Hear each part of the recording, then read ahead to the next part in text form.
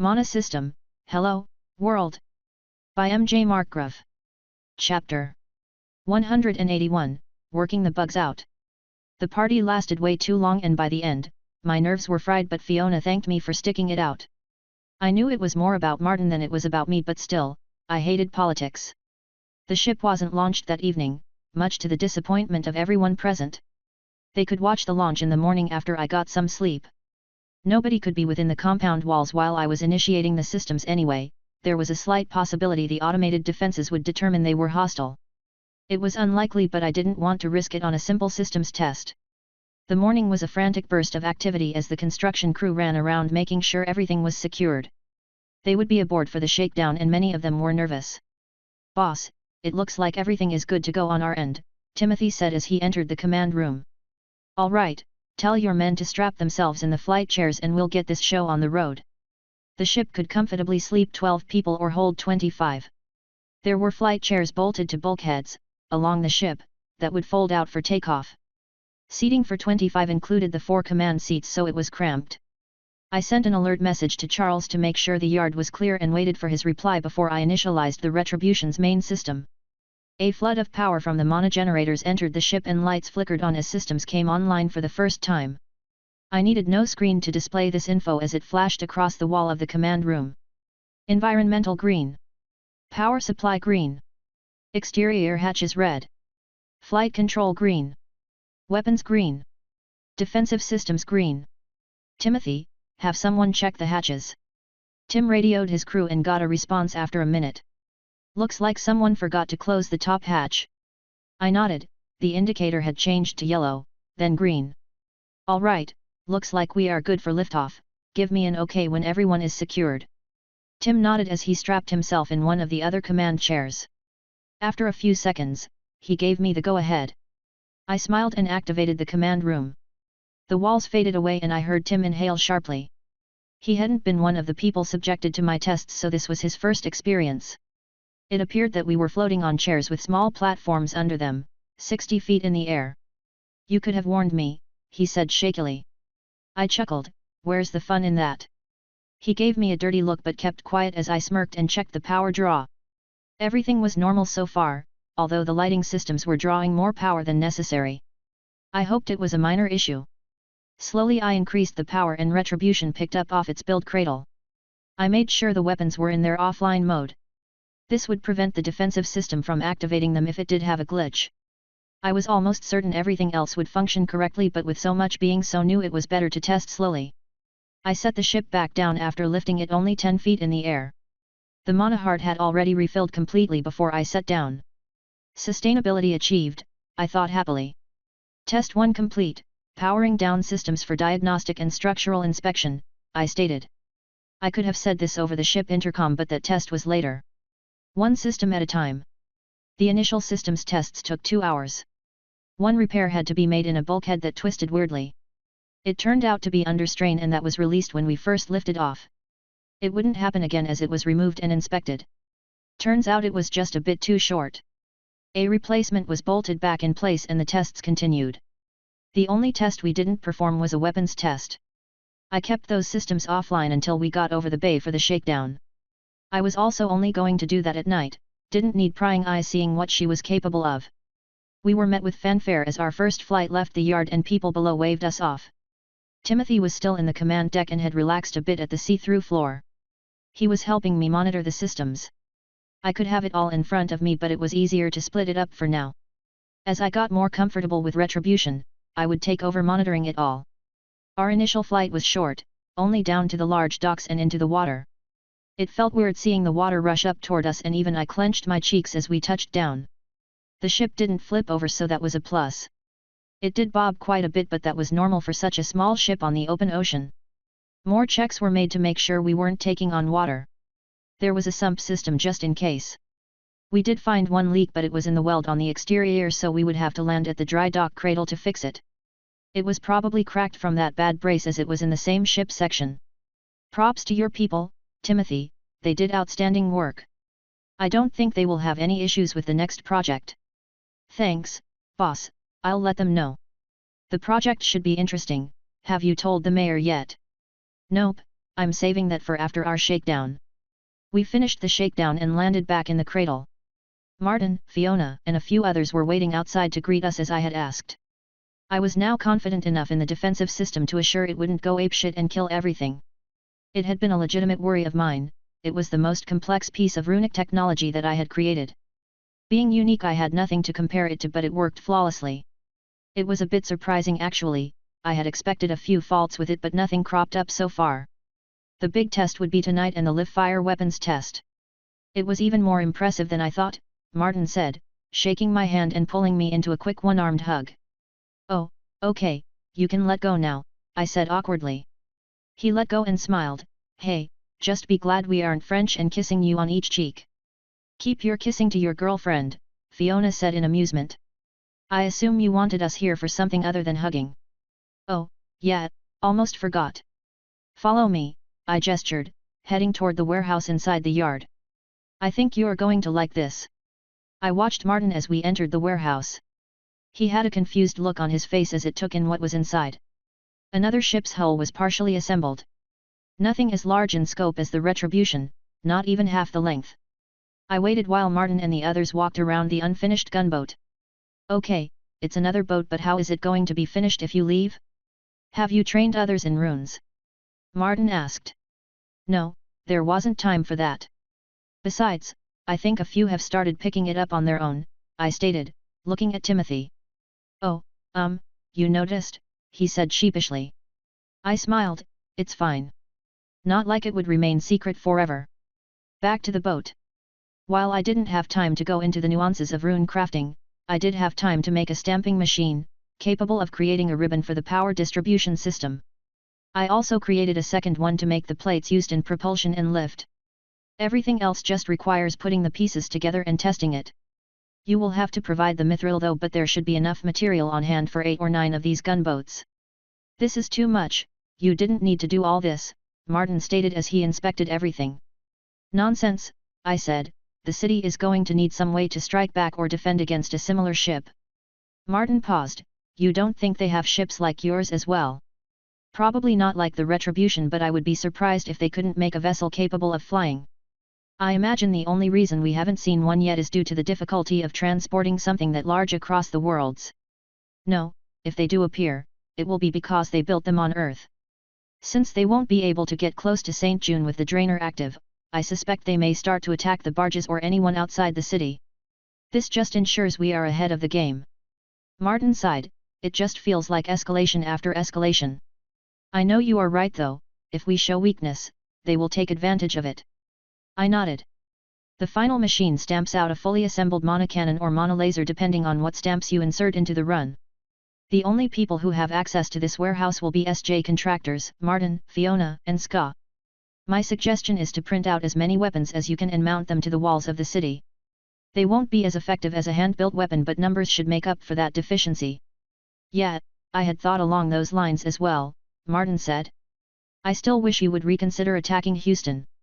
It's going to stir up a hornet's nest, but I also agree we can't leave the guild in charge over there any longer, not after they attacked us once already. Have you gotten word from the Marshal yet? I did. He won't be joining the mission, but 15 of his best men agreed to take part in liberating the city. Along with Ska and me, it should go quickly. All right, Paul, you stay safe out there, Martin said, pulling me into another fierce hug.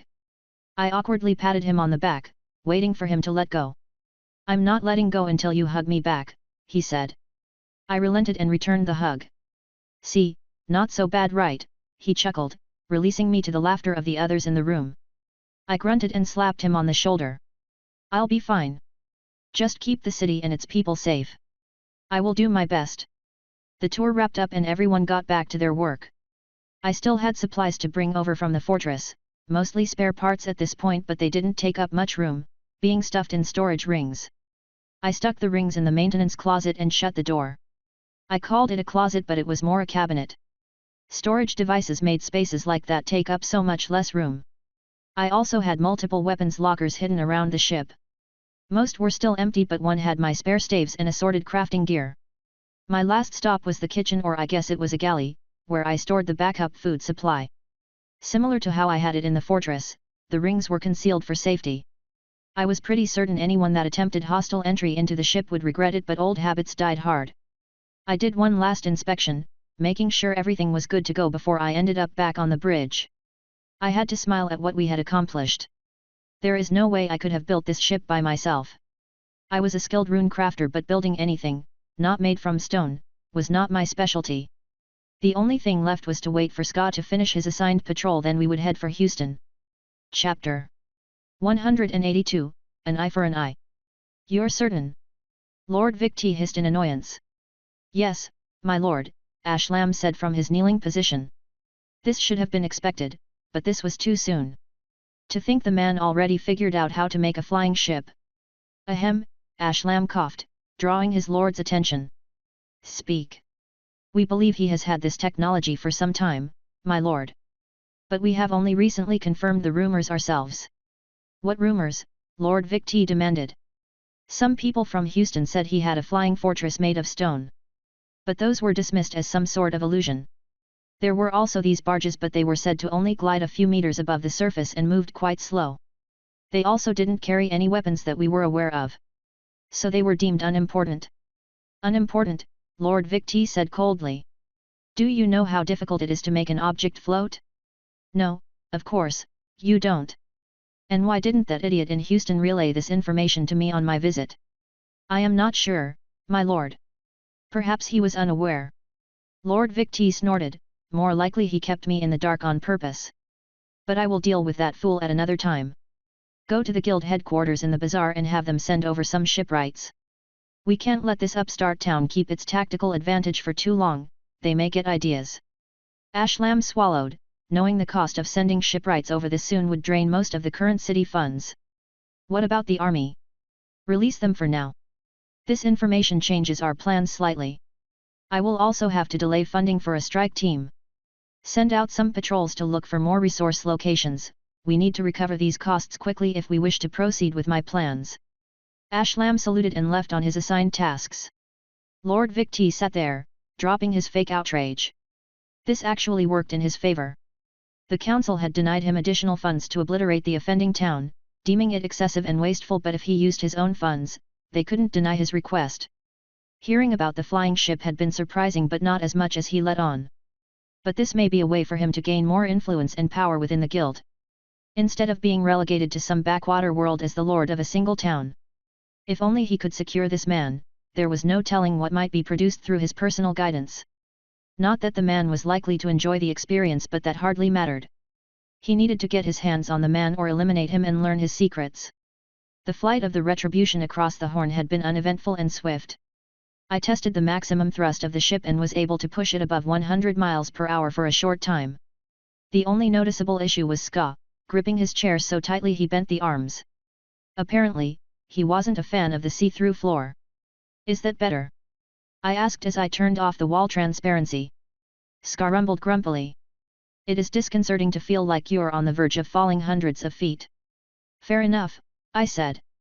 But honestly, the fall probably wouldn't harm him much if at all. I think he was more terrified of flying over open water while seeming to float in the air, but I didn't bring that fact up. I turned toward the remote viewer and pulled the articulating arm it was mounted to toward me so I could still see where I was flying. I did need to reduce our speed further though, as going the normal full speed of around 80 was too fast to react to what was displayed in the orb. Our flight took us past Houston and not much had changed as far as I could tell. It seemed the city was less lively though. And you could see more campfires burning outside the walls. I think I saw more monocannons along the interior wall as well, but it was dark so it was hard to tell. Our passing went unnoticed as we were cloaked through the entire trip. One other thing I did notice is power was now only available inside the inner wall. That was a change since the last time I had passed by. I shook my head, that Edward Rosewell must be setting himself up as a proper dictator, big emphasis on the dick part. I followed the instructions the marshal had sent me and set the Retribution down on an abandoned runway a few miles from the ranch. Like the fortress, this ship had landing skids. As I got close to the surface, I extended the 4 skids and set the ship down. The skids made it so the bottom was 4 feet off the ground. It was designed that way to prevent the weapon systems on the underside from being blocked when we were landed. A group of men appeared from a nearby hangar. You recognize any of them? I asked Ska. Yes, I have worked with at least a few of them when I hunted with the marshal's men. Good enough for me, I replied, extending the ramp from the side of the ship. I had recognized a few as well, but it was always good to verify. The side hatch ramp clanked against the crumbling tarmac of the runway and the men jogged over to get on board. Let's go meet them at the hatch, I said, getting unbuckled from my chair. The first man aboard held out his hand for me to shake. Jim Moores, Mr. Fuller, I am the marshal's second in command. I shook the man's hand but frowned in confusion. I thought he had another second in command. He did, he was killed on a patrol when we ran into elves. Sorry to hear that. So the elves are still a problem up here? Not so much anymore. They tried to assault the ranch but weren't expecting the mana cannons. A lot of elves died that night and the attacks ceased. But there are still small scattered pockets of them. They usually just flee when our patrols enter their territory, but one decided to fight it out. We managed to eliminate the group responsible but not before they killed 3 of ours. I nodded solemnly. Well, thanks for joining this strike team. Did the marshal tell you what we are about to do? Jim nodded. We are going to retake Houston. I wasn't sure how we were going to go about doing that with only this small group, but seeing this new ship of yours, I think it's doable. Oh? But you don't even know the ship's capabilities, I said as we moved down the corridor. I was in the Marines before returning to civilian life, Mr. Fuller. I can tell a warship when I see one, and while I may not know its capabilities, I can guess if you only needed this many men for this trip, that the ship is likely strong enough to deal with the big issues, such as the enemy weapon emplacements and shield. Fair enough, I replied. Do you want to sit in the command room? No, I would only be in the way. Besides, someone has to keep these idiots in line. I do have one question. How are we deploying from the ship? Well, I can hover or land. Both put us at risk. Too slow, that hatch would be a killing box.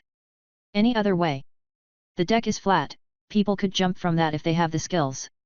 That sounds doable, but we're gonna need you to drop us in the town before you assault the main fortification. Can we do that without being seen? I smiled.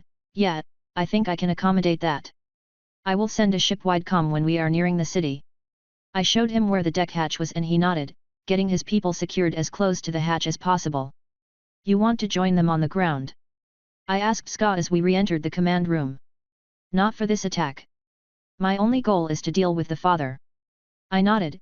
Everyone on board and secured, we are taking off.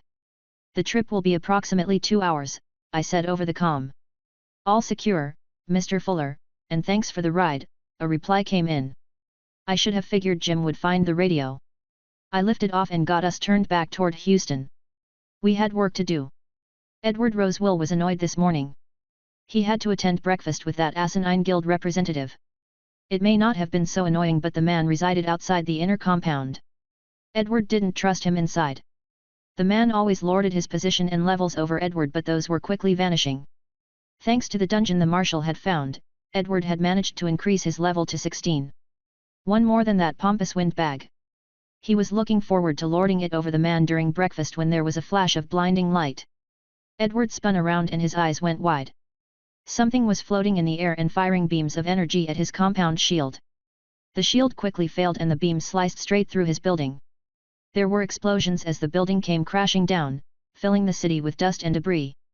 Sir, we have to go, his guard said, urging them on.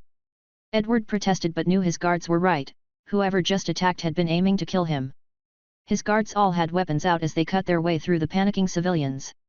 There was another burst of light and explosions as the walls around his compound were fired on by this strange flying vessel.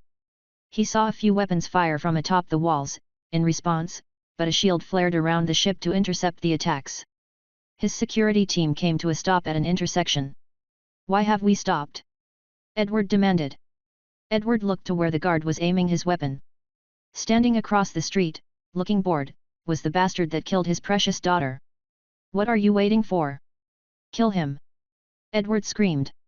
I knew you would flee, the creature hissed proudly, stepping away from the light pole he had been leaning against and walking towards them.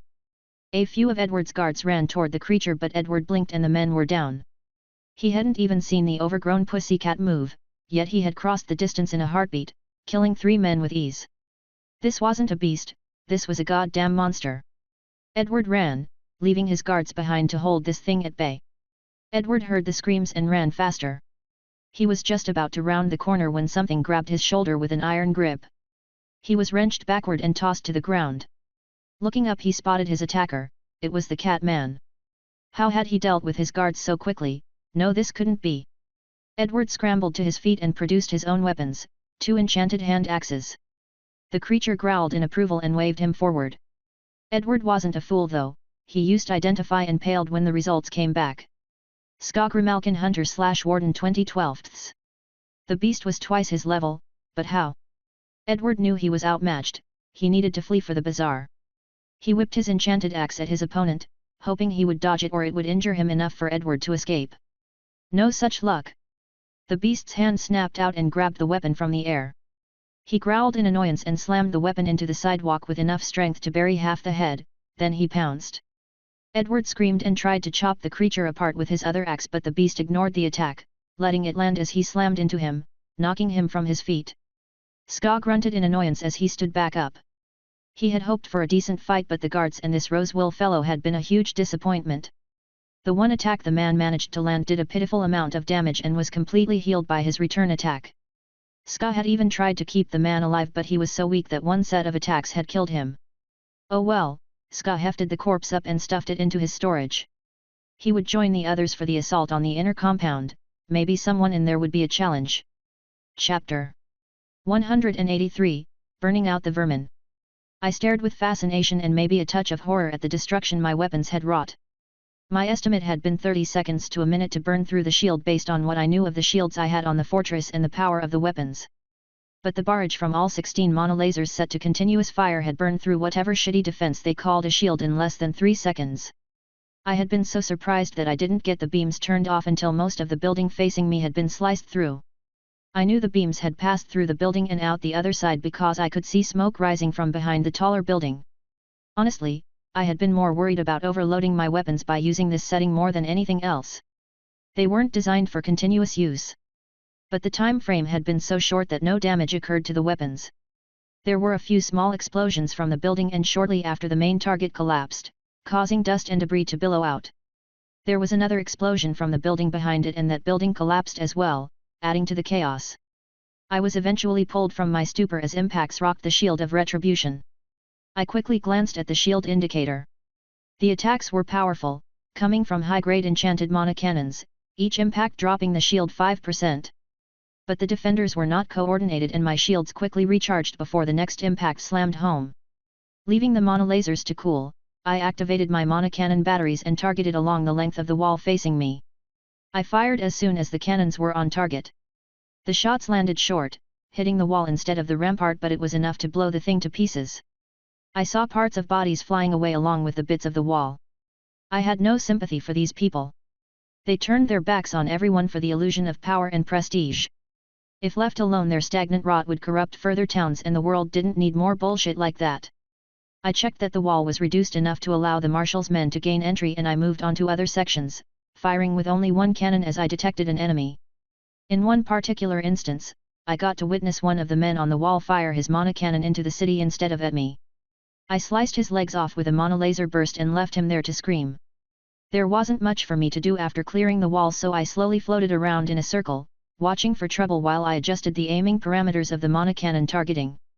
The drop-off was more severe than I anticipated, but my new changes should improve my mid-range accuracy. The remote viewer actually came in really handy during this fight, and I was glad I decided to keep it. While I could see everything from inside the command room, I couldn't peer around buildings. But with the bird's eye view that the orb gave me, I could watch streets that were out of sight. This was the first urban-style combat I had been in since Chicago, and then we just destroyed every building that could hide enemy forces. Trying to keep the destruction to a minimum was much harder. I did witness some tense fighting inside the wall, but it appeared that most of Mr. Rosewell's soldiers either fled or were killed in the initial attack. I did wonder if I killed him in my attack or if Ska was right. I hoped he was wrong, otherwise, I owed him 100 credits. It didn't take long until I got the signal from Jim Moores. He looked injured but otherwise fine. I rocked the ship in acknowledgement and sped off to the north. There was no way I was landing in that mess. Cleanup and securing the city took a week. I paid Ska his credits, the cheeky shit couldn't stop gloating. So, what now, Jim? I asked as I walked with him through the remains of the inner compound. Not sure. The guild representative fled after your initial attack. We never had good information on where he was located, so we couldn't catch him. A few of the Rosewell guards escaped as well, either into the bazaar or into the countryside. If we determine any of them broke the law while they were in charge of the city, a bounty will be placed on them and they will be hunted down. Otherwise, it isn't worth the time to go looking for them. I grunted in acknowledgement. Who's going to be in charge? We found a few city representatives that were exiled from the town. Until a new mayor can be elected, they will share the power. Aren't you afraid of another Edward Rosewell taking over, or another guild flunky? No, the shit that the last asshole in charge put them through was enough to open their eyes. Plus a demonstration of what happens to those sorts of people around here didn't go unnoticed. Had the attack been slowed, it may not have had the same effect, but thankfully that wasn't the case. I nodded. I could completely understand the citizens' reaction to seeing a ship appear from nowhere, obliterate 2 buildings, and reduce an entire fighting force to remnants within only minutes, and I would be awed and terrified as well. So you and your men will stay here then? Yeah, it was one of the reasons we chose to come. A lot of us still have family in Houston. We couldn't sit back any longer. Besides, reinforcements should be here from the ranch by tomorrow, Jim stated. Oh, I hadn't realized more were coming. Some were out on missions, others wanted to see if you could truly pull it off before they threw their hat in the ring. Well, not everyone can be a frontline fighter, I added. I guess this is goodbye then, I said, offering my hand. Jim gripped it firmly and gave it a shake. Thanks for the help. No problem. If you see Scott, tell him I'll be waiting at the ship. Will do, Jim said, giving a casual wave as he turned and walked away. Lord Vic T tapped his finger in irritation. The loss of Houston was annoying. He hadn't expected this Paul Fuller to move so quickly to retake the town. Not that he much cared, the town wasn't under his jurisdiction and it only hurt his competitor within the guild. There wasn't even any attempt to retake the town, as it was deemed too in the red to be worth the effort. Lord Vic T didn't necessarily disagree. The cost to retake the town, refortify it properly this time and install a competent steward was just not worth it, considering the meager wealth and items that flowed through the town. The only reason it had been deemed worthy before was the enchanted items of Paul Fuller's that came from that town, as well as someone in charge offering up the town on a silver platter. Still, Lord Vic T made a note to watch the town. A future chance may come along to re-establish ties within the city and bring it into his circle of influence. Not now, of course. All of his money was tied up with these damn shipbuilders that he had transported over.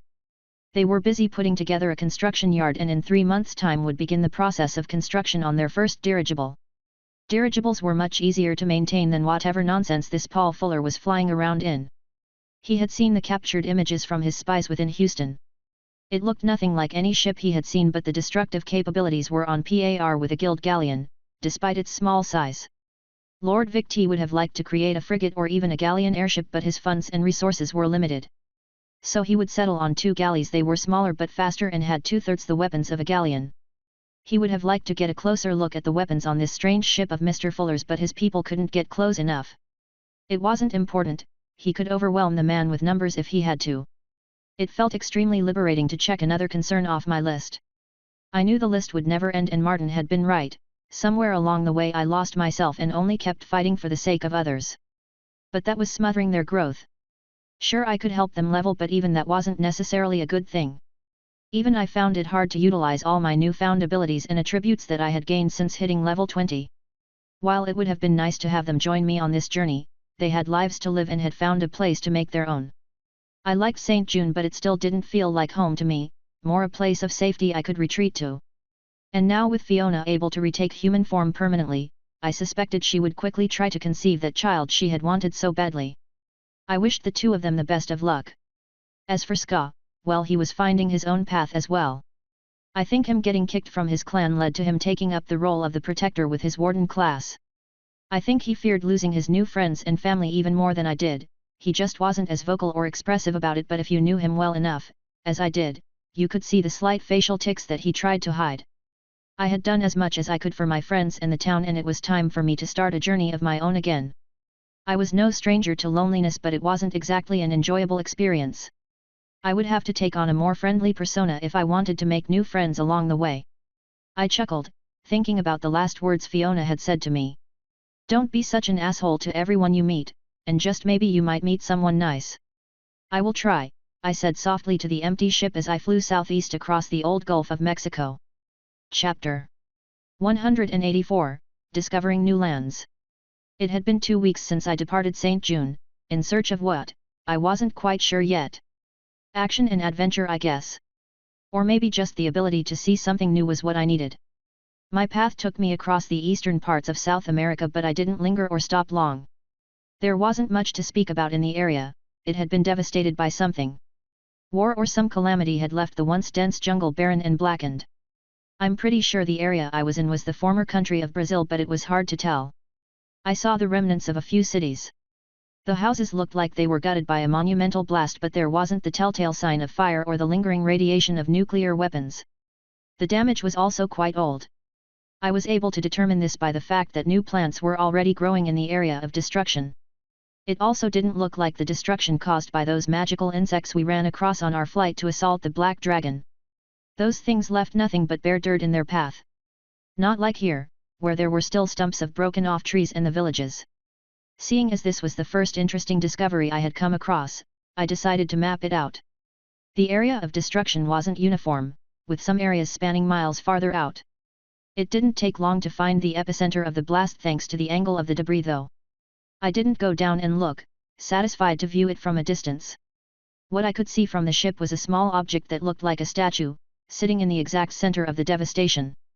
Even from 1,000 feet up I could feel a sickly crawling sensation in my mind when I looked upon the object. From what I could see, it looked like a slightly melted humanoid figure with 6 grotesque arms of differing sizes and 2 mismatched legs. Each arm held a different wicked-looking weapon. Remembering what happened with the dream crystal, I decided to leave the area, not even trying to use identify on the strange statue. I was almost certain whatever it was responsible for the lack of life below. I had been tempted to blow it up with my ship's weapons but decided against that, in case mana was what activated its power. The statue was also a good reminder that there were far more terrible and dangerous things in this world. I really needed to get some sort of item that gave me general knowledge about the multiverse. Where is a hitchhiker's guide when you needed one? I lamented. I followed the eastern coast of South America until I spotted something across the ocean in the east. It wasn't quite clear what it was even with zooming in as far as I could using the Retribution's viewer. I had to search my memory to recall if there were any islands off the coast. I knew the Falkland Islands were near the southern tip, but I wasn't that far south yet. Figuring it was worth a look, I turned the ship and headed in that direction. I was in no hurry, so I set the ship to quarter speed and set it to alert me if anything hostile approached. Then I headed off to my cabin for some rest. I was awoken from a dead slumber by the blaring ship alarm. I stumbled out of bed and ran to the command room without even getting dressed. By the time I arrived, the alarm had shut itself off. "Ship, show the reason for the alarm," I said, confused.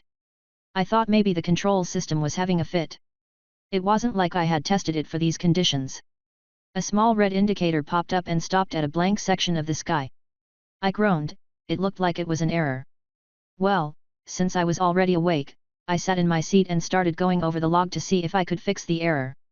I was halfway through the log when the ship rocked violently and I was nearly tossed out of the seat. I managed to grip the arms of the chair before that happened. What the hell was that? The screen started populating with dozens of red boxes. I realized it hadn't been a glitch, but whatever it was, I couldn't see them. I quickly turned off the cloak and switched to the shield. Another explosion rocked the Retribution, but this one was less severe as the shield took the brunt of the impact. I checked the shield integrity and paled. One blast had taken off 10% of the shield. Whatever was attacking me had more firepower than a monocannon. And now the ship was surrounded by the things. "Sir, we have reports of an explosion in the Gossamer field," one of his spotters stated. "Oh? Get me a viewer and let's see who was stupid enough to enter their hunting grounds." A moment later, a thick piece of glass, that looked like the end of a broken bottle, was handed to Captain Groulain. Groulain flicked his long feathered ears in annoyance as he looked for his target. His ship, the Forsooth, was hidden amongst the clouds, using them as cover to repair from recent damage in a raid. It had been a profitable haul, but he wouldn't turn down another juicy target, especially one dumb enough to fly directly into the deadly floating creatures called gossamers. They had a tendency to explode. He quickly spotted the ship as another explosion rocked its shield. It's not a design I am familiar with. Looks like maybe a fast courier type of flying ship. No dirigible to keep it aloft so it isn't killed, nor wind magic like our ship. I wonder if this is some new vessel from the Dormians, he pondered out loud. The bird folk, sir, his second-in-command asked. Why not? They are the only ones I know that would be dumb enough to fly into a gathering like this. Grulain put the viewer back in its case and handed it to the waiting crew member. Prepare the ship, we will follow from above and behind this foolish ship.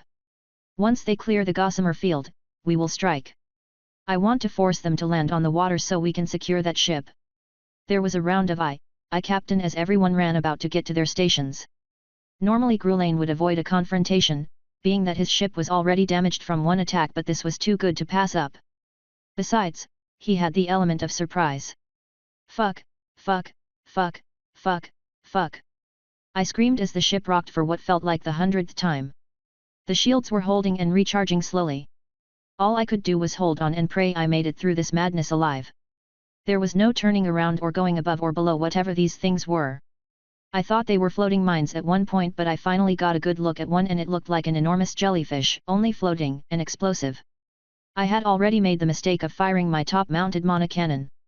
It worked, but the damn things seemed to be attracted by the magical energy, so now the ship was getting assaulted by even more of the damn things as they floated closer.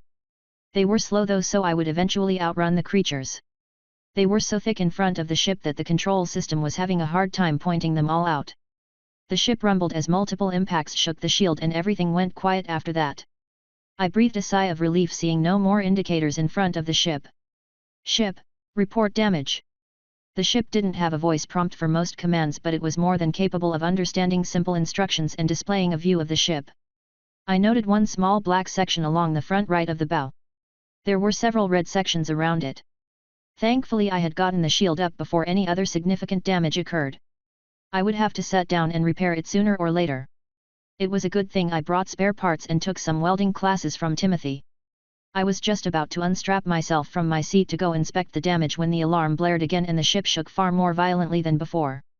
I was jerked against the restraints, knocking the air out of me. I groaned in my chair as I looked around for what the new problem was. The screen showed a big red bracket over a small cloud above and to the left of my current location. I was confused for a second until I saw something poke out from inside the cloud. Reacting on instinct, I jerked the retribution down and the large cannonball flew over the top of the ship. Another passed over as I flew lower. I didn't waste any time, activating the deck weapons and firing them all into the cloud. The explosions from my monocannons blasted a clear spot in the cloud and I finally saw my enemy for the first time. It looked like an old-school steamship mixed with an even older sailing ship, minus the sails. The clouds were starting to dissipate around the top of the ship as the smokestacks stopped producing whatever it was it produced to obscure the vessel. I saw at least 3 decks of cannons facing my direction and swore.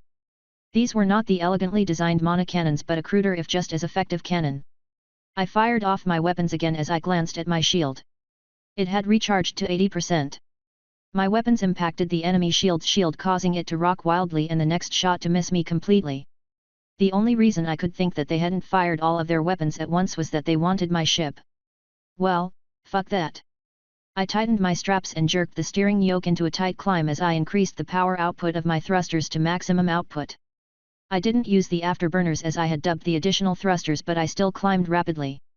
My move must have surprised my attackers as their next shots flew off below me. You fuckers wanna fight? Have a taste of this. I yelled, activating all of my underside weapons. Captain!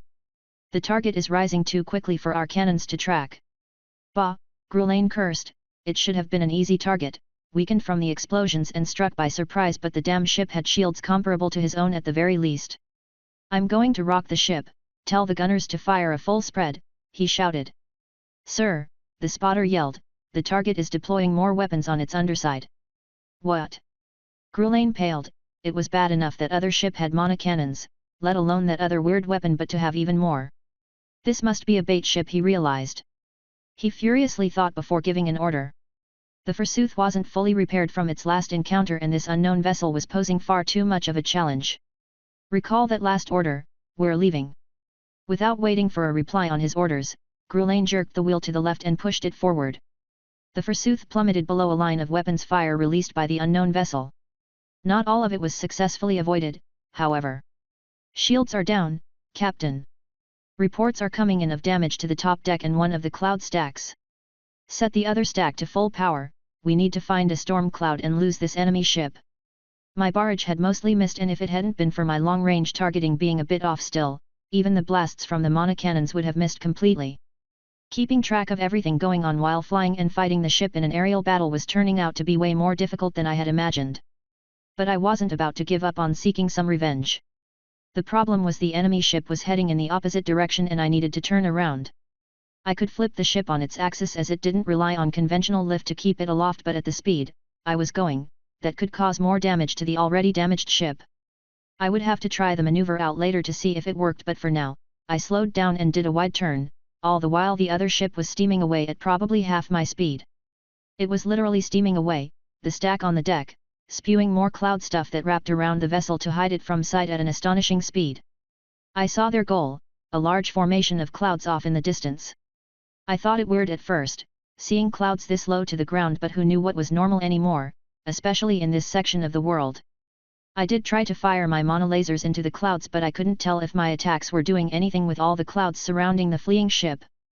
For all I knew, the beams were rendered useless by the scattering effect, similar to lasers.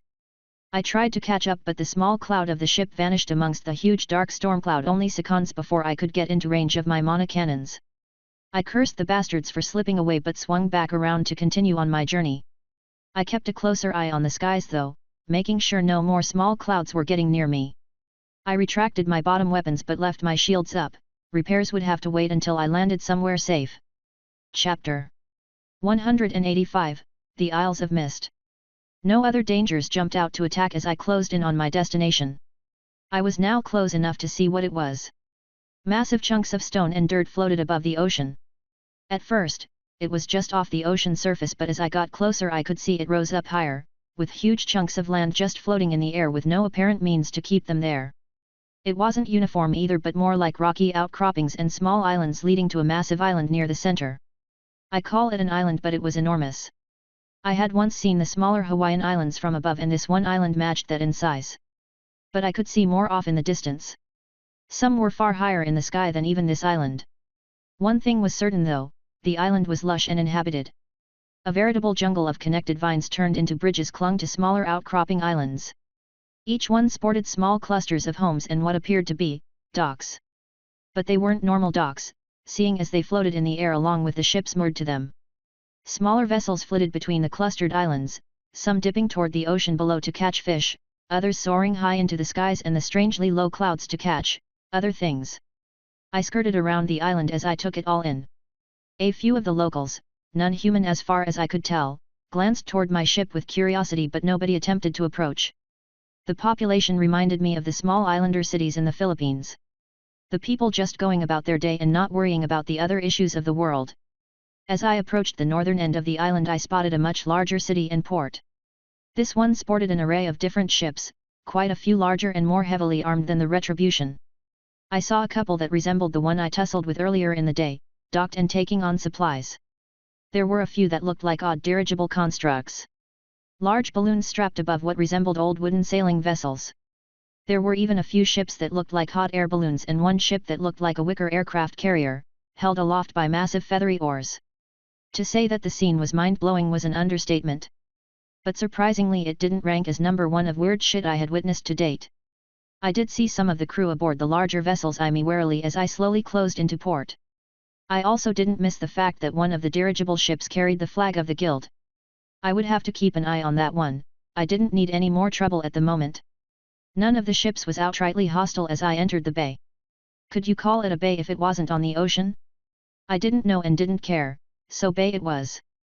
The city nestled in the bay was many times larger than the others I had passed, and it sported a more industrialized theme than the simple wooden or thatch houses I had seen thus far. From that alone, I knew it must be a thriving port. I maneuvered my ship into an available dock. The cradle below easily held the weight of Retribution. Seeing as my ship was only a third of the size of some of the larger vessels I had spotted, I wasn't surprised. Seeing as nobody had fired upon me here, I figured this city was a good place to get information and answers, also repair my ship. I set the ship on standby and set the defensive measures to only engage threats aboard the ship. I didn't want the controller going nuts and vaporizing half the town if some curious local wandered near. I also set instructions for it to maintain this altitude, even if the cradle broke, the ship would remain. After that was done, I donned my armor, minus my helmet, and stepped out from the upper hatch and onto the open deck. I took in the amazing view, spotting a rail-thin creature hurrying down the dock toward my location. I figured this was the dock master or something like it, so I closed the hatch and leaped off the ship, landing lightly on the dock. "Greetings, stranger, and welcome to Posa. We don't get many metal ships around here, and I have never seen one quite like yours. What brings you to this humble port of the Avwilian Protectorate?" I studied the weird avian creature. He, at least I think it was a he, was painfully slim and had a long neck, long thin bird-like legs, but instead of wings, had a flap of skin that stretched between its hip to just above its wrist. The head sported a sharp pointed beak and 4 black orbs for eyes. I would say it resembled a heron, but that was only due to the long thin neck and beak. I cleared my throat. I was exploring when I ran into some trouble, then I found this port and thought I may be able to stop and effect repairs. The creature's neck turned oddly as he examined the damage at the front of my ship. "I see, pirate encounter then." No, well, I did encounter one of those as well, at least I assume it was a pirate. But the damage was my fault. I flew into a swarm of some unknown creature. The creature chittered in mirth. "You must not be from around here, if you were you would have steered clear of the gossamer swarm. They are harmless creatures, for the most part, but are attracted to mana updrafts. This makes them highly explosive when it's mixed with the natural gases their bodies produce to keep them aloft." "Yes, well, I learned my lesson from that encounter." The birdman jerked his beak up in what I assumed was a nod. "As for the pirate, can you describe their ship? We have had a few reports of activity lately, but it's always important to note any new encounters." Sure, it looked like that ship over there," I said, pointing to one of the steamships. The bird's head swiveled around nearly 180 to look at the ship I was pointing to, giving me the creeps. "A cloud ship, It could be a few different pirates that I am aware of. Do you have any other insights into this attacker?" I told the birdman everything I had seen, the decks, the guns, even how it tried to approach me. Going by this information, it was probably the Forsooth, captained by a jerboa by the name of Grulain. "Honestly, you are lucky to still have your ship and your life. The man is known to be ruthless and cunning. We suspected he was back in the area when another merchant ship went missing a few days ago, but this only confirms it. Why not just fire at every cloud that gets near? Surely that would deter the pirate," I offered. "Perhaps, but the cost in ammunition would be untenable. The mists today are rather sparse, but they can quickly cover the entire kingdom, making travel difficult unless you can fly above the mist layer. Even then, there are only a handful of ports that high up, making the pirates that hunt among the mists a real concern for any merchant's vessel." "Fair enough," I conceded. "My name's Paul, by the way." The creature nodded. "You may call me Glack, I am the port master. I see your ship is armed." "It is," I replied slowly. "Will that be an issue?" "No, but if you would like to make money, there are bounties available for the pirates. Seeing as you survived an encounter with one of the more vicious ones around here, perhaps you would be interested in taking on some of those contracts." "I'll think about it. For now, I'm just going to explore the city." "Certainly. The docking fee is 10 credits a day. Will the rest of your crew be joining you?" I was about to say I had no other crew, but stopped myself. "Not at this moment. They have to effect repairs on some internal systems." The birdman nodded again and waved me on. "Enjoy the city, Captain Paul." I should have really fixed my ship first, but this was too interesting of a situation to pass by. Besides, it wouldn't take me too long to cut out the damaged armor and replace it. Most of the armor was flat panels and I only needed to cut the required size from my backup stock. A plasma cutter would make quick work of that. To say the city was rowdy was an understatement. I spotted at least 10 different humanoid races present. I learned that the dockmaster was a race called a Dormian. I also learned what a jerboa was. They were tall beastkin that looked a bit like a mouse, fox mix, with enormous tufted ears and long thin tails with a poof of white hair at the tip. The city had quite a collection of these jerboas around, and from my estimate, they were all taller than humans. They were also quite an eclectic mix. Most sported short light brown fur over their entire bodies. At least I assumed it was their entire bodies, as they didn't wear much in the form of clothing, the women even less so than the men. Some wore a 3-pointed hat, with slits cut in it for their ears to protrude through. The hats, as well as the creature's ears, were usually highly decorated. I didn't know what if any significance the decorations had. As for their ears, some had dozens of ringed piercings, so many in some cases that the long upright ears drooped over from the weight. Going by how other jerboa treated the jerboa with drooped ears, it seemed like a sign of station or respect. Their clothing wasn't any less garish. Usually made with clashing colors, both bright and loose-fitting. On the contrary, the Dormian or bird people were much more reserved in their coloring and choices of clothing. As far as I could tell, those two races made up the majority of the people in the city, with a smattering of other races mixed in. I even saw a few humans, though I doubted they were from Earth. With that in mind, I looked for a staple of all ports, a bar. It didn't take too long to find the establishment. It was just off the loading area of the dock, past a large billboard with the words Bounty Board written on it. I stopped in front of the board and looked at the pictures posted. There were quite a few wanted pirates, more than I thought possible. The rewards ranged from a few credits to 10,000 credits. Turns out Captain Grulane wasn't even on the higher end, coming in at a 6,000 credit bounty, dead or alive. It made me wonder what the other people on this list did to garner that large a bounty. I didn't grab any of the sheets as I wasn't sure I wanted the responsibility at the moment. Instead, I headed into the bar, which was quite busy for it only being past noon. I found an empty table and ordered a drink when the waiter came by. For the next few hours, I just sat in the bar, drinking and eating as I listened into the conversations going on around me. I learned quite a bit by just being perceptive. Turns out pirate activity had increased significantly since the Isles of Fog were transported to Earth. At least that was what the jerboa called the floating island chain. There also seemed to be some tension between them and the Avwillian Protectorate, although it didn't seem to be enough to affect trade relations. It also turned out that Posa, the port I was currently in, was a small port town within the island chain. That probably explained why pirate attacks were more frequent, as it was on the edge of the territory. I didn't get a complete picture of the size of this area, but from what I overheard, some ships would sail for weeks before reaching their next port. Depending on how fast these ships moved, this island chain could be larger than the entire United States. I lifted my drink to mull over this information as the bar quieted and all of the jerboa turned toward the door and the newcomer that had just stepped inside. This new arrival was also a jerboa, but smaller than any I had seen thus far. If I had to estimate, he stood less than 5 feet tall. The jerboa also sported a graying muzzle, but you could hardly tell through the light tan fur. The last thing of note about this newcomer was the ears. Both had so many earrings that they hung limply on either side of his head and jingled lightly when he walked. Despite the age and appearance of this jerboa, he had sharp eyes that took in everything within the bar. His eyes locked onto me and they stopped. "Well, this can't be good," I muttered. Chapter 186, The Dishonored. I watched closely as the jerboa made his way through the bar and over to my table. Other jerboa near his path got up and moved away, but it didn't seem like the same respect I saw out in the street. This looked more like disgust or pity. When he finally stood on the opposite side of the table from me, he spoke. "May I sit?" he asked quietly through a raspy voice that sounded like he had smoked 3 packs a day for his entire life. I glanced around the bar, seeing it had filled up since I had first entered. That didn't mean there weren't other open seats, but I felt like this wasn't a random guy down on his luck, just looking for a place to sit where someone didn't hate him. No, this felt like someone who wanted something. I had considered taking on crew after spotting this port town, but I wasn't about to make a yes or no decision without learning more. I grumbled internally at being a nexus of events and replied, "I guess." The jerboa nodded once and hopped into the chair, sitting cross-legged to raise his height up. He set a dusty and worn tri-tipped hat on the table and ordered a drink from the bartender as he walked past. "I can see you have questions, but allow me to ask a few of my own first, it might make things more clear," he said after his drink arrived. "Are you from around these parts?" I shook my head.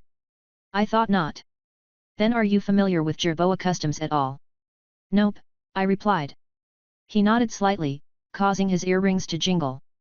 "Then let me give you some background to help you." He pointed to his hat. "Jerboa custom is to get a trinket for every ship they sail upon. As you can see by my hat, I have sailed upon dozens of vessels over my lifetime. It is rare to see a jerboa with fewer than 5, as we don't like to remain in one place for too long." Next, he brushed his right ear, sending a rippling tinkle down the attached earrings. Each silver ring represents a hostile action, successfully fought off as a crewman. Each gold represents the same thing, but as a captain instead. I looked at the 10 silver rings and my eyes widened at the 25 golden rings. There was one final ring on the ear with fewer rings and it looked like obsidian or some black stone. And the black one? I asked, gesturing with my cup. That one is a mark of shame. For surviving when the rest of your crew and ship was lost to pirates. I was starting to get a picture of what the jerboa wanted. Why bother wearing it then? A mark of shame is preferable to being cast into the great blue, he replied simply. Okay, so now that I know, and as I look around this bar, it appears you have the most experience of anyone in here. So why me? It is taboo for a jerboa to have someone aboard their ship that carries a mark of shame. It is thought to be a bad omen, no matter the man's accomplishments. Simpler to play it safe though and actively avoid them in ports as well. Okay, so what did you want from me then? The dockmaster said you had a gunship and had a run-in with Captain Grulain. Is that true? The dockmaster should learn to keep his fat beak closed, I hissed, but yes, it's true. Why do you ask? The man chittered at my insult. I wish to join your crew, and get out of this small backwater port. No offense, but I don't even know your name. Kickle, he replied quickly. Kickle is your name? I asked. He nodded. Listen, Captain Kickle, he cut me off. Just Kickle, I am no longer a captain. Okay, so why would I want you on my ship? Why can't you join a non-jerboa crew instead? The guild ships only take on guild personnel. The birdbrains or dormians would take me on, but at the first sign of trouble, they abandon their ships and fly to the nearest port. I would be left to the mercies of the pirates at that point. I would be better off throwing myself into the ocean. The guy's reasoning seemed legit and I did need more crew for the retribution, but could I trust him? I mulled it over in my mind before coming to a decision. I can't have useless people aboard my ship, it's small and there isn't room for slackers. I'll need you to prove to me that you can hold your own in a fight.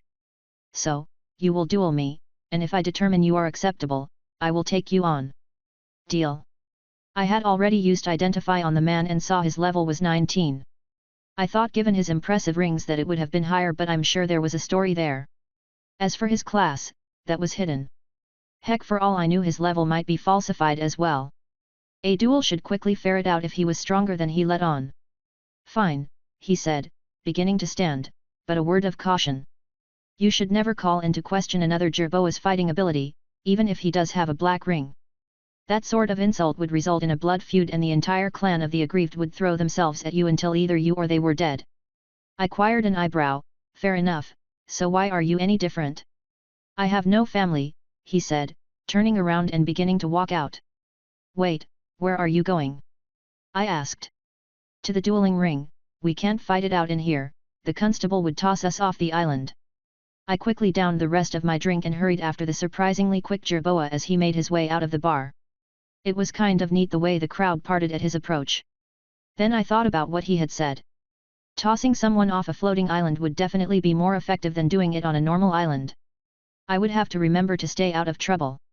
It didn't take more than a few minutes to reach an open square filled with packed sand. I felt a prickle across my skin as we passed a line on the ground. I figured it was a barrier of some sort to keep fights contained. I guess to protect you from inadvertently harming others while you were dueling. How do you want to do this? Kickle asked. I'm not sure what you mean. Weapons and skills only or magic as well, he clarified. I shrugged. Wouldn't do me any good to only see part of what you're capable of, so go all out. Very well, are you ready? I nodded, my staff appearing in my hand and my helmet appearing over my head. I did see him spare a curious glance at my armor and weapon before he produced his own. His loose-fitting clothing was replaced by buckled leather armor with crisscrossing straps that held dozens of small knives. His weapon of choice appeared to be a small whip. I initiated the duel and as soon as the countdown finished, he reacted, using his tail to grab one of the knives and flick it toward me with impressive speed. The knife took on a blue glow as it flashed across the space. I flicked my staff over and knocked it out of the air, then twisted aside as the tip of his whip streaked toward my head. The crack as the whip hit its extension, blew me off my feet and I rolled away from yet another incoming dagger, this one impacting the ground with a small explosion. I smiled inside my helmet and snapped my hand out, firing off an arcane bolt. Kickle used his tail as a third limb to push himself out of the path of my spell as he tossed two daggers into the air. So far he had taken the initiative in the battle, it was time to turn that around and see how he handled it. I activated Blink Step and rushed him, dodging the two daggers his tail grabbed out of the air and tossed at me.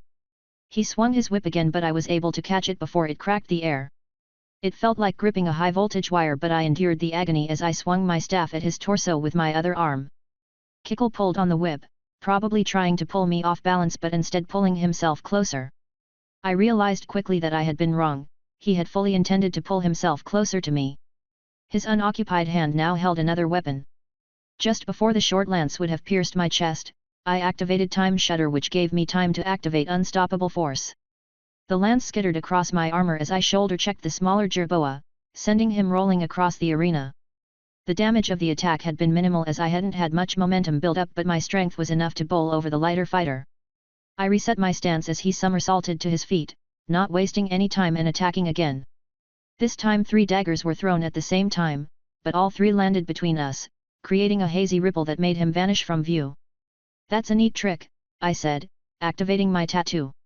When I didn't see him behind his daggers, I jumped to the side, but not before I felt the impact of his bladed whip against my back. So not just a concealment ability, but a short-range teleport. Interesting. I whipped my staff around, activating Shockwave as I did so. The sickle of energy tore through the space the jerboa had been standing in a moment after he leaped into the air using his tail as a spring. I knocked away 2 more daggers before I overcharged Frostwave and turned the area he was going to land in, into a frozen hellscape. He slipped as he landed, his taloned feet unable to gain purchase on the frozen ground. The mistake was small, but more than enough for me to take advantage of. Before he could recover, I fired Energy Lance, hitting him in the shoulder as he tried to twist out of the way. He was sent tumbling across the square, but he wasn't out of tricks either, it seemed. Before I could chase him down and take advantage of his weakness, lightning crackled across the square, locking up my muscles. My eyes caught the discarded daggers and I groaned in annoyance. Somehow he was able to transfer elemental powers through the weapons and created a field to his advantage. It was an effective tactic. It may have even worked against someone with a lower resistance, but with my armor and my elemental defense, the stun effect only lasted for a second and the damage was minimal. He also wasn't prepared to take immediate advantage of the situation as he was slow to rise from my last attack, so I activated a staple of my spell repertoire and cast Earth Fist. The pillar of earth slammed right into his gut, lifting him off the ground and the match ended. "I'm getting old and slow," Kickle groaned as he rose to his feet. "No, I think you were just a bit outmatched. Is 19 your true level?" He nodded. "Well, it's not mine." "So above 20 then," he grunted, care to share to soothe an old man's pride. "Perhaps when there are fewer eyes around," I said, glancing at the crowd of spectators we had drawn. "Fair enough, does that mean you'll allow me to join your crew?" he asked, a hint of hope in his voice. "You seem competent enough, it's more than I can say for most people I come across. So for the moment, sure." He nodded once as he turned to retrieve his weapons. Honestly, the jerboa was quite the fighter. I wondered what he had been like in his prime. Even at his advanced age, he had been able to keep up with someone twice his level. It showed how much skill trumped levels. And just pointed out that I still had a long way to go before my skill was anywhere close. Chapter 187, Captain Paul. "So, Captain, what are your plans?" Kickle asked as he walked beside me through the city. I shrugged, not sure. I originally came to this part of the world to simply explore. But as you know, I was attacked. I'm not the kind of person to forgive and forget. First, I need to make some repairs to my ship, then decide what to do. Although, I would still like to explore the Isles of Fog, I stated, letting him know in no uncertain terms what might happen if he turns on me. He grunted, "That may be difficult, and not just because of the pirates." "Oh. If you aren't planning on running trade, most ports will deny you entry at the least, the rest will simply fire on you as a precaution if you have an armed ship. Even pirate hunters may turn their guns on you if they can't identify your vessel. Safer to apologize to the survivors than let a pirate escape." "Well, that's discouraging to hear. I certainly don't want to run supplies between ports. How can we avoid this?" I asked, not disclosing that I could cloak my ship. "You have a few options. Join up with a convoy for defense. Run cargo, but you already said you didn't care to do that. And get a pirate hunter writ." I grunted in annoyance at the options, knowing only one really worked for me. But then again, if it gave me free rein to hunt down my attacker, all the better. "What does this writ entail?" "Talk to the dockmaster. He can get you signed up and give you the token that will alert friendly ports that you are not a pirate. Then you can take on any pirate contract you wish. What's to stop the pirates from getting a hold of this writ or tracking those with it to destroy them? Kickle hesitated for a moment before replying, the writ can't be used by anyone besides the original contractor. It's synced to their unique mana signature. As for the other concern, it's a possibility but would require a tracking device, and those are built into only guild ships. I didn't like the thought of guild ships being able to track me, but this writ sounded a lot like the same magic that was in my badge from back when I worked for the Marshal. I wondered if I could spoof it and remove the tracking feature. It was something I would look into while we traveled.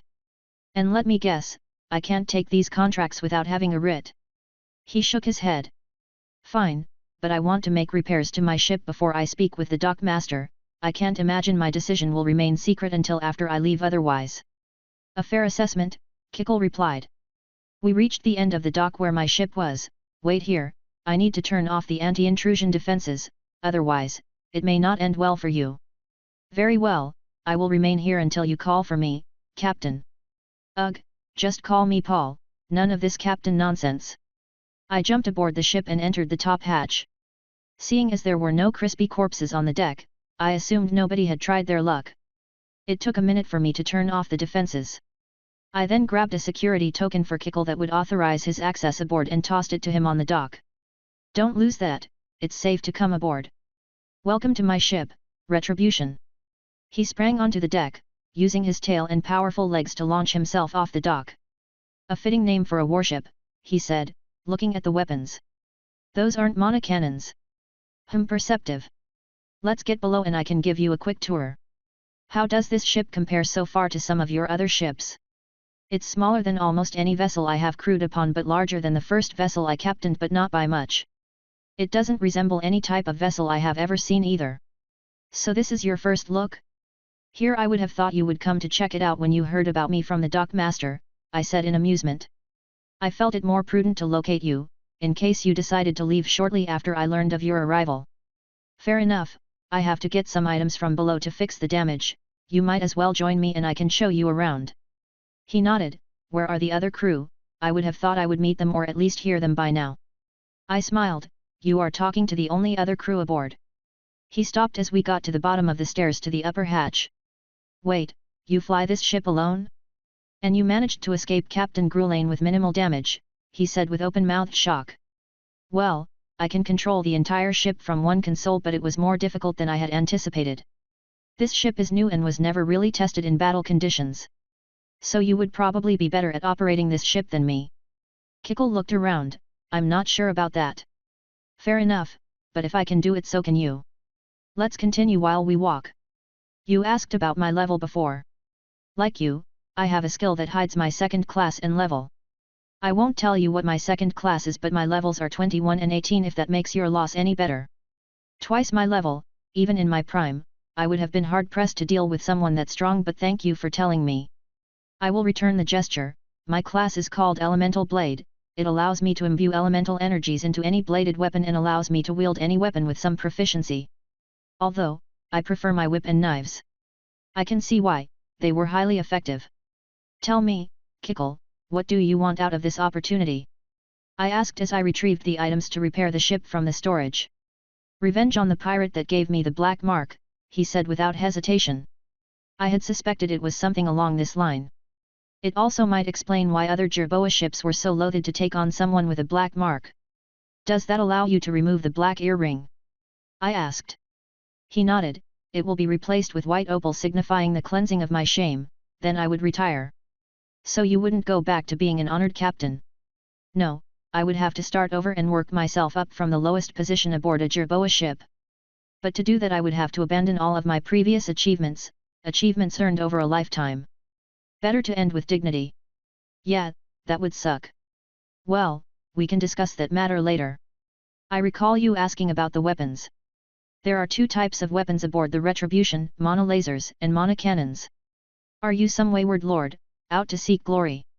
Kickle asked. Me? No, I chuckled.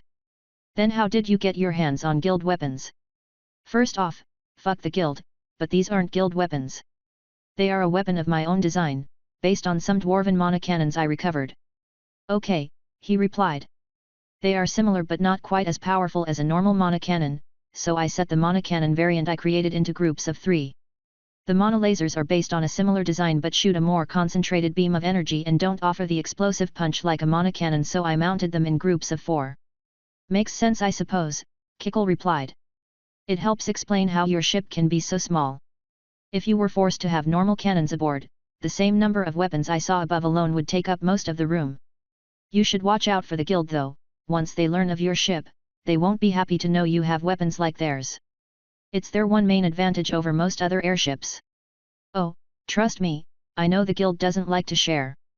But let me worry about that. Here, you will need this, I said, handing him a darkened plate to protect his eyes from the welding light. He looked at it in confusion. Trust me, cover your eyes with it while I cut away the damaged armor. You'll see why in a moment. He did as was asked and I activated the plasma cutter, slicing through the seam of the damaged portion of decking. It took a few hours to cut it away as 3 panels had to be replaced. But the repair was now complete. You could tell my welding skills weren't nearly as good as Timothy's, but they were acceptable. It was a good thing I had a dual-layered hull, not sure my welds would hold out water. Impressive, Kickle said, pulling the mask away. Still, an enchanted wooden ship would have been quicker to repair. All you would need is a druid or wood mage aboard and the damage could be restored in flight. We work with what we know, I said, standing up and putting away the tools. Now, let's go see the command deck. I think you'll get a kick out of this, I said with a disarming smile. The jerboa didn't react as much as I would have thought when I turned on the surrounding view, making it appear that he was standing in the air. Now, this is impressive. How do you fly it? I don't see a wheel. With this, I said, gesturing to the joystick that each chair in the command deck had. Why does every seat offer the same control? Redundancy, what if the person flying is wounded, or rendered unconscious? I asked. Yes, I can see how that would be an issue. How does it function? I would imagine similar to a wheel, twist it left or right to go that direction, push it forward to reduce altitude, and pull it back to increase altitude. I based it off of the airplanes of this world, I added. You're a native? That would explain a few things I had been wondering about. I haven't seen any natives in the Isles since I arrived, but knowing they are human isn't much of a surprise. What about all the buttons? Weapon groups mainly. Wouldn't you just fire them all at once? I only saw the 4 weapon emplacements above, seems like a needless feature. I smiled. That's because those are the only weapons currently visible, the rest are safely hidden. Which reminds me, what would rather do, weapons, or flight? You're the captain, wouldn't flying be your imperative? He asked. Hardly, I am more than willing to turn over flying to a more skilled operator if that's what you wish to do. If you are certain, then, yes, I would prefer to fly. I was never much good with aiming a cannon. Good, now let me tell you about some other features of my ship. I went over the other systems. While I would be taking over defenses and weapons, he needed to be aware of how everything operated in case I was ever injured or whatnot. I knew I was taking a big risk on someone I hardly knew, but I didn't have much choice here. I needed someone knowledgeable about the local ecosystem. And it wasn't like killing me would get him much. The ship was set to self-destruct in the event of my death. I didn't tell him this though. Otherwise, he might try to keep me locked up for my own good. One nice thing about the Retribution was the built-in training simulator. It only really worked due to the wraparound display. It allowed the ship to remain in standby mode while allowing Kickle to test the flight controls and gave the illusion that we were flying. I had to explain this to him as he overcorrected the first time and crashed us into another ship within the harbor. Apparently, my controls were more sensitive than he was used to. But it didn't take him long to get a handle on them. I was still going to be taking the ship out of the harbor for the first time, just to be safe. I even let him test the simulated weapons systems, and I swore I saw a gleam of joy in his eyes the first time he fired the full monolaser volley. I think it had more to do with him watching the simulated ship of Captain Grulanes break apart and plummet into the ocean than the weapons themselves. He had confided that Captain Grulane had been the pirate responsible for his black ring. So there was definitely some animosity there. That was fine, as long as he didn't go chasing it blindly. The rest of the day was set restocking supplies and getting an item Kickle said was a must in this area. Apparently, we needed something called a mist compass. It worked kind of like a lighthouse and helped with avoiding a collision with an island when the clouds rolled in so thick you couldn't see. He told me flying above the cloud layer was a foolish endeavor as it would leave us at the mercy of the pirates, even with the stealth field. I took his advice and found a shop that sold the enchanted device. I was annoyed at giving the guild money, but I had no time to try and cobble one together with my own skills. We slept through the night, and in the morning I located the dock master to get the writ and some bounties from the board. The Dormian recorded my mana signature and handed me the writ, wishing me luck in my search. The bird would probably sell me out the minute I was out of sight, so I hurried to my ship so we could leave. The clouds were already starting to close in on the town, so this was the perfect time to leave without them knowing which way we went. Chapter 188, Learning the Ropes. I let Kickle take control of the ship and slowly ease us into the pea soup fog that was quickly rolling into the harbor. It was hard trusting someone I had just met, but he seemed like a straight sort of guy. Besides, I couldn't do this alone, despite my capabilities. "This is normal?" I asked. "The mist?" "Yes, this is actually quite thin yet. The mists roll in and stick around for a few days before they dissipate again. Something to do with the mana fluctuations that keep the islands afloat, or so I heard," Kickle replied, reaching into his vest and producing what looked like the bottom of a glass bottle and holding it up to his eye. "What's that do?" "Here, see for yourself," he said, tossing me the item. I snatched it out of the air and looked it over. It was obviously enchanted, as could be seen by the visible magic circle around the edges. I held the item up and looked through it like I had seen Kickle just do. What I saw was the blank metal walls inside the ship. I frowned in confusion for a second before Kickle chimed in. "It is supposed to allow you to see through the fog, but something within your ship is blocking it. Either the metal or whatever enchantments you are employing. I will have to navigate through that other item you picked up and hope for the best." "Oh, that's it. I could probably modify the display to cut through the fog. Give me an hour." He chittered, clicking his teeth rapidly, and I looked at him with concern. "Apologies, that is how Jerubas show amusement. I was amused by the fact that you boiled down an enchantment that cost 5,000 credits into a simple hour's work.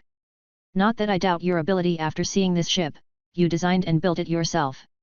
"Well, I didn't build it myself, but I did design it and the enchantments." "How could you tell?" "Very few captains know every nut and bolt of their ship. But even less care about it as much as you seem to, based on the repairs you personally did." "Well, thank you, I appreciate the sentiment." The conversation petered out as Kickle concentrated on not crashing in the thick fog with only the compass to guide him, and I got to work adding an upgrade. Knowing I was probably going to have to make improvements and changes to this new ship, I designed a system to quickly implement what I termed temporary changes or upgrades. The changes would be made on a special tablet that linked to the corresponding section of the ship I wanted to change and had a clay-like consistency to the surface. Any changes I made on the tablet would update the runes on the mithril pathways. This wasn't as precise as carving them in manually and suffered similar issues too when I tried to mass-produce my previous designs. It was a bit like those pin impression toys. The effect was weaker overall, but in this case, anything would be an improvement. It didn't take me long to draw out the runes I needed, as it was similar to my tattoo. But unlike my tattoo, it only needed to see through this mist and wouldn't have the same green glow that my tattoo produced, not that it would show from inside the ship anyway. The effect was different too as I looked through the test piece I had scratched some runes into. I shrugged. It wasn't perfect, but it would work. My fingers flashed across the tablet, and 10 minutes later a flash of black light crawled across the view screen, highlighting everything outside the ship with a wavy black outline that resembled slow black fire. It was a bit like echolocation or a topographical representation of what was around us. Finer details were lost, but you could at least see where you were going. "There, that should work," I said, storing the tablet. "Fascinating. While not as detailed as the looking glass, I can certainly see this being far preferable. The ability to see everything at once is definitely an improvement. Speaking of everything," he added, pointing off to the northern side of the island, "looks like we have a follower." I looked to where he pointed, but I didn't see what he saw, at first. Then slowly I saw the prow of a ship coming from around the island to pace us. "How did you even spot that?" I asked in amazement. He shrugged. "High perception and decades of experience. It's probably a minor pirate ship, but they won't attack us until we're a few hours from the port. What do you want to do? You're the expert here, so I will leave it up to you." My plan would just involve blasting the ship to bits right here, but I wanted to see how Kickle handled this situation. He grunted. "Very well. There is a small island an hour away. Your ship is quite a bit faster than these pirates, so I suggest we circle around and come in behind them after they lose sight of us. They won't risk going over the island, as they would lose the cover of the mist, and going under the island will give up the advantage of the high ground. I looked at the ship again. It didn't resemble those steamer ships I had seen, so I assumed it couldn't create its own cloud cover. I did see a large oblong balloon above the vessel, so it was similar in make to the guild's vessels. Sounds good to me. The helm is yours, I'll operate the weapons. I assume shooting them down won't be an issue. No. The bounty will pay out as long as you retrieve their flag or the captain's head. I nodded. It took about an hour to get to the island in question. The entire time, the other ship trailed in our wake, remaining close enough to pounce but outside the range of our weapons. Get ready, Kickle said quietly. Ready when you are, I replied. I left the bottom weapons stored for now. I would wait until we were out of sight of our quarry before I deployed them. As we skirted the edge of the island, we started to pick up speed, slowly at first. The ship following us must not have noticed right away as we quickly pulled away. As soon as we were out of sight, Kickle shoved the throttle forward and we raced around the island to come up behind the pirate ship. I wasted no time, deploying all of the weapons. As we came back around the island, we spotted the pirate, but they weren't where we expected them to be. I heard Kickle click his teeth once, probably in irritation. They didn't bite. We will have to give chase. It's your call, I said simply. He grunted in reply and we curved back toward the fleeing ship. Incoming fire, Kickle said a minute later, jerking the ship in a slalom that threw me against the straps of my chair. The control system was doing a piss-poor job of detecting the incoming rounds simply due to the fact that it wasn't linked into the upgrade system and couldn't see them. Another oversight on my part, but one not easily fixed without overhauling the detection system. I could do it, but that would be a few days of downtime. I jerked against my straps again as we avoided another round. The ship rocked as a third round ricocheted off the shield. If I had been behind the helm, we would have been hit multiple times already. Hiring Kickle was already paying off. Kickle chittered in joy. Your shields are truly a wonder to behold. I have been on few ships that could hold up to more than a few impacts from these enhanced cannons. Yet yours shrugged it off like nothing and are already recharging. Thanks, I said, gritting my teeth as the madman weaved us closer to our quarry.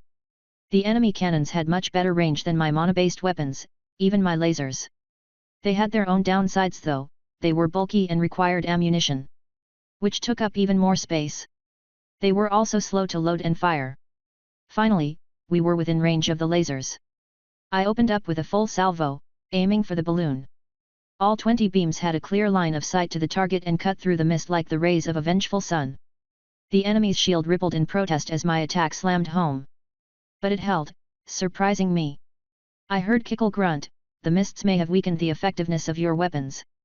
I will attempt to get us closer so you can fire the monocannons, those should be more effective. I hope so, or this pirate may just turn around and realize we weren't much of a threat. I could put the lasers on continuous fire and that may work, but I was leaving that as a last resort since replacing those if they burned out would be annoying and time consuming. The retribution rocked as 3 more attacks hit our shield. The enemy ship was starting to come about to fire its broadside at us as they had realized they couldn't outrun us. That would be a mistake though, as we quickly made up the distance and I fired all of the weapons aboard Retribution. The flash of energy was so intense it lit up the mist around us, blinding the view screen and even washing out the change I made to see through the mist. The power in the monoheart dropped to about a third but was quickly recharging.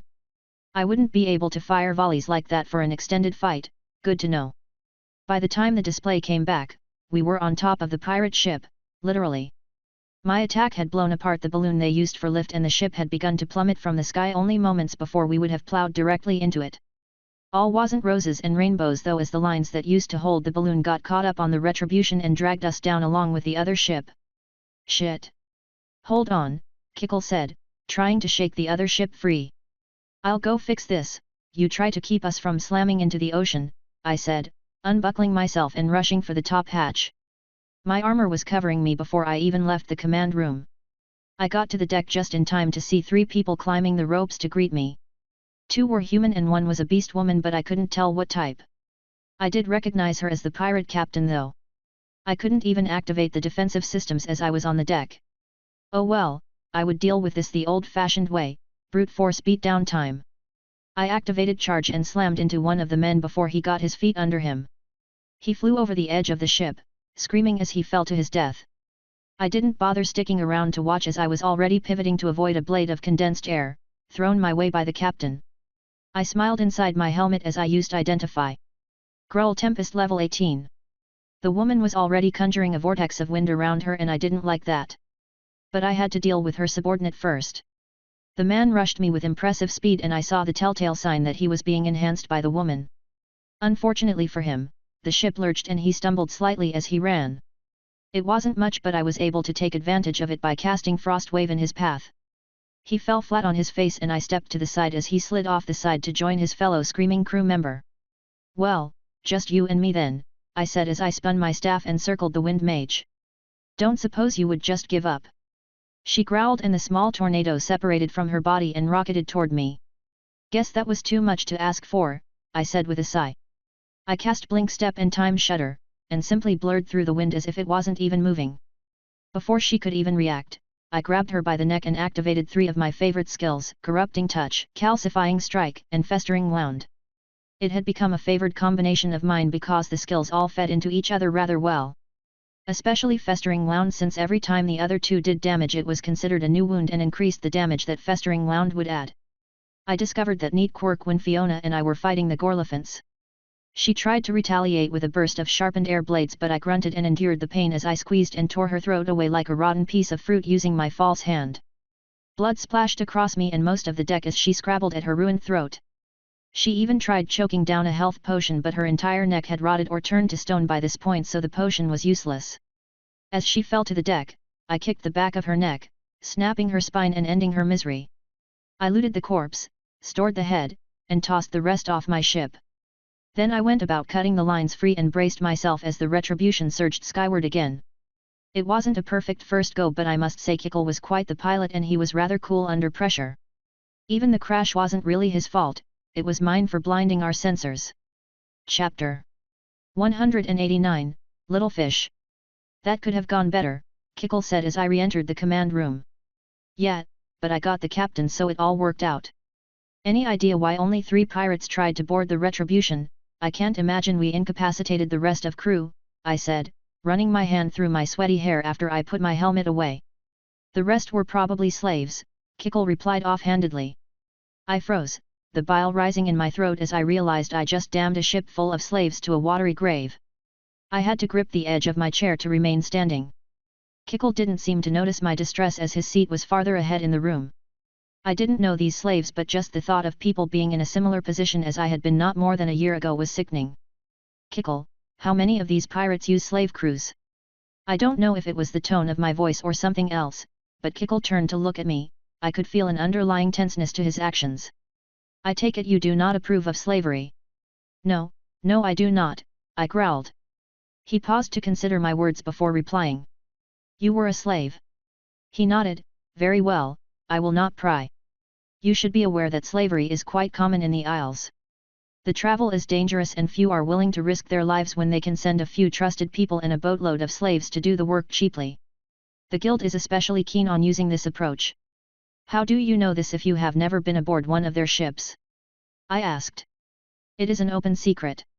Hard for them to hide it when they are the largest purchaser of slaves in the Isles." "And what about Jerboa ships?" I demanded, my anger beginning to slip out. Kickle tensed, preparing to leap free of the chair at a moment's notice if I lost it. "Any Jerboa that follows custom would never be caught dead using slaves. The stain would be tantamount to giving up your entire life's worth of achievements and replacing them with black rings." I relaxed slightly and Kickle relaxed as well. I didn't miss the fact that he didn't say no Jerboa followed this practice. But I would revisit the issue later. "So, most pirates are also slavers," I stated. He shrugged. Perhaps not. Slaves may be cheap but they are not effective fighters. Any pirate captain of renown will have a full crew of non-slaves, it's what makes them so dangerous." I had to agree with his statement. After being a slave myself and fighting against other slaves, we did our bare minimum to not die or get punished. I did have a fleeting thought of leading a slave revolt on the Isles but quickly shoved those thoughts to the back of my mind. I didn't have the time, resources, or inclination to save a bunch of people I didn't know. The best I could give them was a quick and painless death. "Fine, I don't want to talk any more about this at the moment. Let's go hunting and see if we can find another pirate to take down." Kickle nodded curtly and eased himself back in the flight seat. I sat down and strapped back in. It took 3 more days of hunting around to locate another pirate, and I was only made aware of this fact when Kickle hissed and jerked the retribution to a stop, backing us into a small cove even though we were invisible. "What's up?" "It's a pirate flotilla," he said and pointed toward a larger island to the east. I looked at where he was pointing and used the weapon's targeting to zoom in. There I saw 3 vessels moored to the island. I didn't recognize the flag from the wanted posters, but it was obvious Kickle did. "Who are they?" "They are part of Chimon's crew," the Jerboa said quietly, never taking his eyes from the 3 ships. While I didn't recognize the flag, I did remember the name. It was one of the largest pirate crews in the Isles. "Any idea what they are doing here?" "Nothing good, they usually skulk around the Central Isles, going after large convoy merchants." "I'm guessing by your reaction that we wouldn't be able to take them." "No, those 3 ships are each twice as powerful as Grulane's, and they would be fully crewed by hardened pirates. We are lucky we weren't spotted." "Good to know, but now what do we do?" I asked. "Wait until they leave, we may be able to outrun them if we have to, but I wouldn't bet on it. Those ships are likely to have fast attack craft aboard, whose only goal would be to hamper our escape while the slower ships catch up." So wait we did, 2 more agonizingly slow days. There was finally a change on the second day when another ship approached from the thinning mists. "Another pirate?" Kickle asked, looking confused. "So, not normal?" I interjected. "No. And it's troubling." We were too far away to see much, but the 4th ship pulled up near the other 3 and someone got off. A line of others followed, carrying large crates. It seemed like they were transferring cargo to the other pirates, but for what reason I wasn't certain. Kickle seemed to know as he chittered in displeasure. "A tribute. Chimon must be trying to expand his territory in this direction." "What about that 4th ship?" "Another local small fry." I nodded, "Okay. If they separate, let's follow the new pirate. We can take them down once we are well away from Big Brother." Kickle looked like he wanted to argue against that, but eventually, he nodded, "Yes, Captain." It was a few hours after the solo ship left when the other 3 ships also left. By this time the mist was nothing more than a light haze in the air. If it wasn't for that, we may have lost sight of our target. As soon as the other 3 ships were far enough away that pursuit wasn't possible, we pulled out from our little hiding spot and made full speed toward our target. We remained invisible the entire time, Kickle not trusting to just our speed to avoid a fight with the larger ships. I just shrugged and let him do what he wanted, as long as it got us to our goal. It only took an hour for us to get our target back in sight. It appeared that they weren't in any hurry to leave the area. The pirate ship was another dirigible type ship, but instead of having a large balloon strapped to the top, it had large bags tied to the lower sides of the vessel, kind of like floaties. "What's with the smaller balloons?" I asked. "It's probably a hybrid craft, part dirigible with some sort of wind enchantment to help it stay aloft. Cheaper than going for a fully enchanted ship, but also more expensive to run." "How so?" I asked in confusion. "This ship runs on mana hearts, correct?" Kickle asked in return. "Yeah. Well, there's dew as well. Eventually, the mana will break down the crystals and they will need to be replaced." I was really confused by this explanation, as I hadn't seen any indication that any of my mana heart-powered devices were breaking down. How long does this usually take?" Kickle shrugged, "Months, maybe years. Depends on how often they have to be refilled." "Great, another thing I would need to keep an eye on. There are rumors that the Enchanters Guild purposefully builds their enchantments to cause this, but I wouldn't utter that where one of them could overhear you," he added. "Well, I wouldn't put it past those greedy fucks. But I could test this theory easily enough when we had some downtime. I had plenty of those cheap mana generators. The Retribution didn't need them, as I had powered all the systems through the main mana heart. I mainly kept them around for emergencies." "I will keep that in mind," I said. "With this new ship, I want you to try something," I added with a smile. The lookout lazed around on the upper deck in boredom. The captain had made the entire crew offload their spoils to that greedy prick Chimon's cruise. He didn't see why they had to pay tribute to a pirate lord that didn't even operate near these islands. The lookout was caught up in his thoughts and failed to spot the small vessel that was approaching. It wasn't until it shimmered at the edge of his vision that he sat up and took notice. He launched to his feet and sounded the alarm, but it was too late. The ship slammed into the side of their vessel and the lookout was thrown off the deck and into the open air. His scream was lost amongst dozens more as their ship nearly split in half. When I had originally built the Retribution, I thought it may be a possibility that I would have to ram something, so the bow of the ship was triple reinforced titanium with a tungsten tip. When I told Kickle of my plan, he looked dubious but acquiesced. Now the Jerboa had a smile on his face. I could understand why. Our ramming attack had cleaved through the enemy shield and punched through their wooden hull with little resistance, nearly splitting the vessel in half. This was only made possible by the thin wooden structure of the airships. If this ship had been designed like an ocean-going vessel, with a thick wooden hull, I doubt we would have done nearly as much damage. While they were shielded and enchanted, that was only against magical attacks. Nobody used normal weapons when you had magical cannonballs that could do significantly more damage. At least I hadn't seen anyone use them so far apart from the Black Dragon, and they were significantly weaker against a shielded target. I quickly boarded the enemy vessel and took care to slaughter any surviving crew I came into contact with.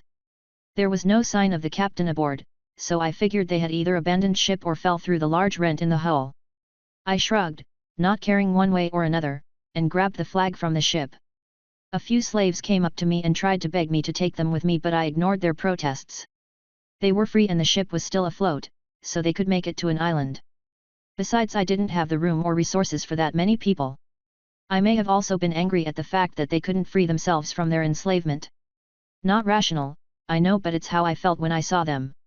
Not all of the slaves were happy to hear my answer, and some tried to rush me or board the Retribution. I didn't hesitate to take care of those troublemakers. One last thing I did before leaving was steal every single cannon from the ship. No point leaving them behind to be used against me when we left. You might think what I did was heartless, but I had learned a bit more about these pirate slaves from Kickle before I committed to this plan.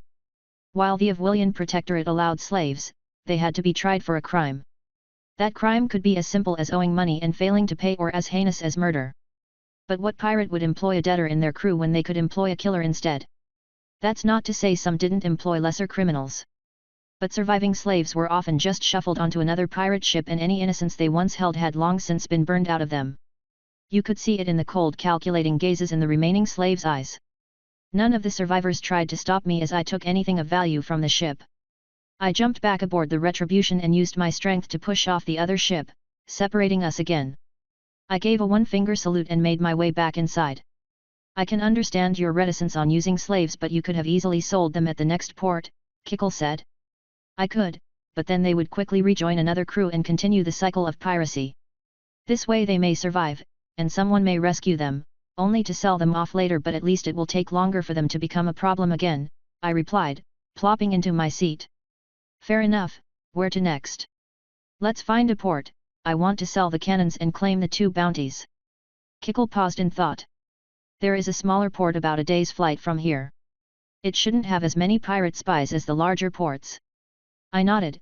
That was another thing Kickle had educated me on. Every port had spies, some more than others. It was why the Retribution had been sold out so quickly after I arrived. Chapter 190, Port of Broken Souls. We slowly coasted into the small port that Kickle had told me about. He wasn't lying when he said small. There was one dock with 3 slips for ships, and that was it. Even the island wasn't much more than a small rocky mass, floating adrift in the sky. There were a dozen buildings, all crammed together with tight walkways between them to maximize the usable space. Gods, what is this shithole? I asked. The port is called Hylity. It's where people go when they have nowhere else. I can guess why. You sure there is going to be a port master here to even declare the bounties with? Every port is required to have one in the Avwillian Protectorate, Kickle answered. I grunted. What about selling the other items? Depends. They may buy those cannons to help ward off pirate attacks, or they may not. Sometimes it is safer to just give the pirates what they want so they leave you alive. Fine, let's get this over with and find some place less depressing, I replied. There were no ships currently in the port, making it our pick for an open slip. Kickle picked the one that looked to be in the best repair, meaning it wasn't hanging on by a thread, not that it was in good shape. The magically enhanced fabric stretched under the ship as it settled into the berth. I didn't trust the integrity of the support, so I told Kickle to remain aboard and keep as much weight off the thing as possible. He nodded and I left the command room to head to the top deck. I wasn't worried about Kickle stealing the Retribution. I could just activate the intruder defenses and recall the ship to my location. A draconian measure for sure, but one I had been forced to implement after Javier's betrayal. I jumped off the deck and onto the dock, nearly falling straight through the rotten wood. I scrambled out of the hole I had made and brushed myself off while cursing this town and its inhabitants. There was no sign of a dockmaster or anyone else for that matter. I sighed and headed for the local tavern to see if I could find him there or at least get directions. Not that I couldn't search the entire town within an hour if I had to. As I opened the door to the drinking establishment, the smell of old urine, sweat, and vomit assaulted me. I choked back my bile and surveyed the room.